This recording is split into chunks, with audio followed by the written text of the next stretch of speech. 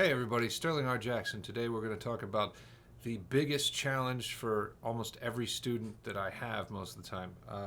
I've been teaching for a little over 10 years, and this is the biggest problem I find with almost all of the students that come to me. Are you singing or are you speak singing?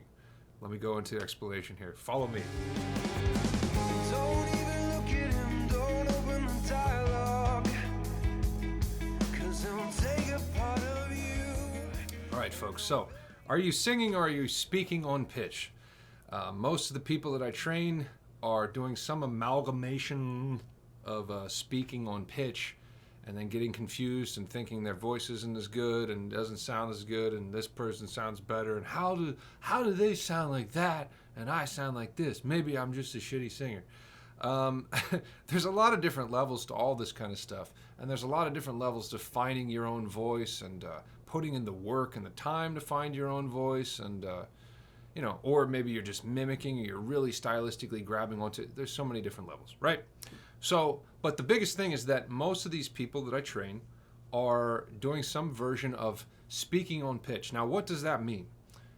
Basically, it means that you're utilizing pretty much these muscles up here and those muscles only. So the muscles that are pushing my voice out of my head right now have nothing to do with my stomach, diaphragm. Yes, you knew that was coming up, right?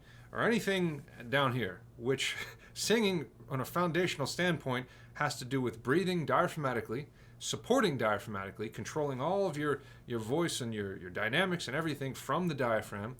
And speaking does not, unless you get into voiceover or something like that, or maybe announcing a baseball game or something. Yeah, the player and the thing, and then they hit the ball and the whatever. So, most of the time, my voice or speaking voices are being projected and pushed from basically some area in here around the vocal cords.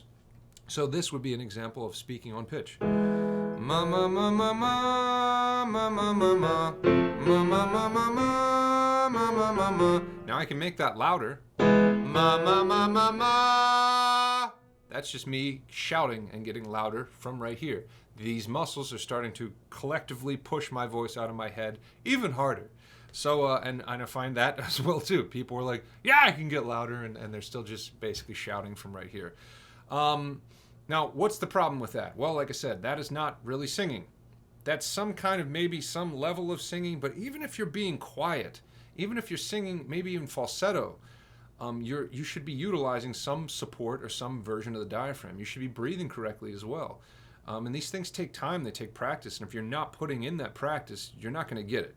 You're going to keep going back to what you always go to, and you really have to spend some time training these things or coming up with a way to be perceptive enough to know, am I doing it? Am I not? Am I doing it? Am I not? And that's how I trained myself. I'm an untrained singer. I've never had a vocal lesson before.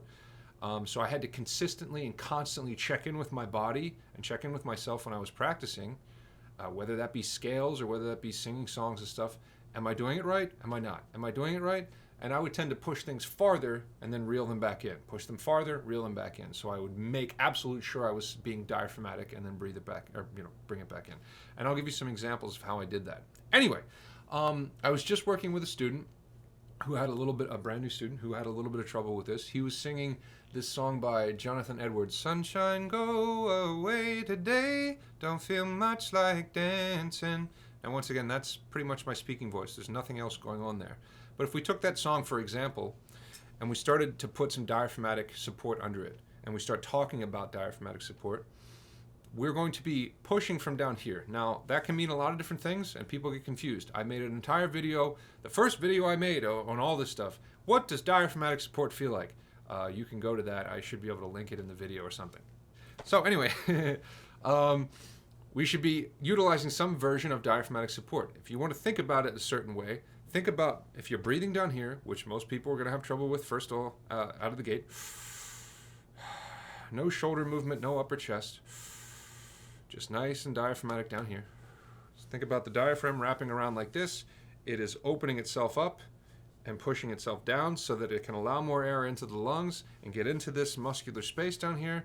And then if you remember, coughing and laughing are exactly the same as diaphragmatic support. Coughing is engaging the diaphragm so that it can push on the bottom of the lungs to push air up out of the lungs so that we don't choke and die on stuff, or so that we can get disgusting liquids and phlegms out of our head holes. So, if we engage that same musculature and we do this again, I'll show you the difference. I didn't just get louder, I'm just using these muscles right here. So I can trace the line for you so that you can hear me dive the whole way from here to here. Hear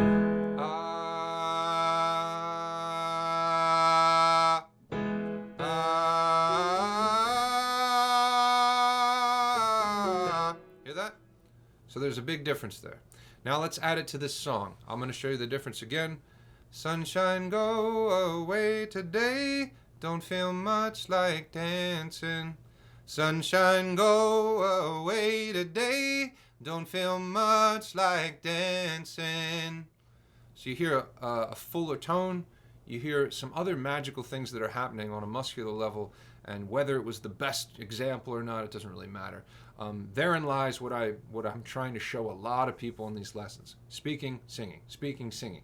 It should be another one of those things in your mind that you're trying to turn the switch on, and you're trying to come up with ways to get into that. Am I singing? Am I speaking? Am I singing? Am I speaking? And if you connect with some of these diaphragmatic exercises, some of these breathing exercises, some of these placement exercises, the three core fundamental things in singing, I believe, which is breathing correctly, diaphragmatic support, and how you're placing your voice, then you start to get to a place where you can click that switch on and know, oh, I'm singing right now, do these things. Make sense?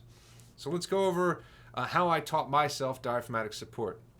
Once I started learning how to breathe, and there's all kinds of breathing exercises. I've given some on Patreon.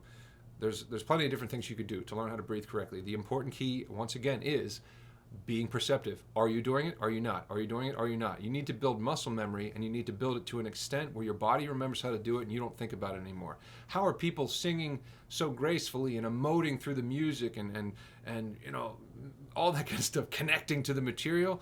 They're connecting to the material because they're able to not think about any of this stuff anymore. Their body remembers how to do it, and then they're able to be somewhere else. Same with guitarists. You see these guitarists that are playing, they're going, making all these terrible faces. That's because their hands and everything remember what they're doing, and then they can be somewhere else just emoting and going through the emotion, the emotional connection or whatever they're doing. So that's what you're seeing there. Now, the way that I found diaphragmatic support or continue to teach myself with this, or the method of going too far, bringing it back, going too far, bringing it back, which I use very often, is I would use forcible exhales. So if you take and you cough or you laugh, you feel that upper engagement of the upper abdominal wall. Should be right here under the sternum.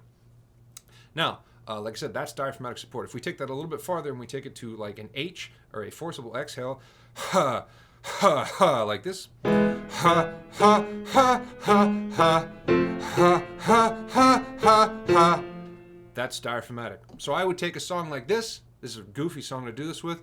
Sunshine, go. I changed the key too. Don't judge me. Sunshine, go away today. I would do something like that, which I know is absolutely diaphragmatic. No question about it. No anything in between.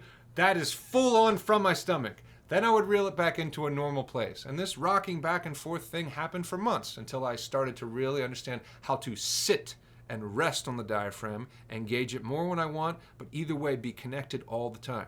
So let's hear that one more time. Sunshine, go away today. Sunshine, go away today. You hear how big and different that is? So that's very diaphragmatic. And then, like I said, I would just reel it back and forth. Same thing can be said for placement if we touch on that really quick. And I'm going to extend this lesson like I always do on a Patreon so that we can have more ways to apply these things and more information. So if you want to join me over there, I appreciate that.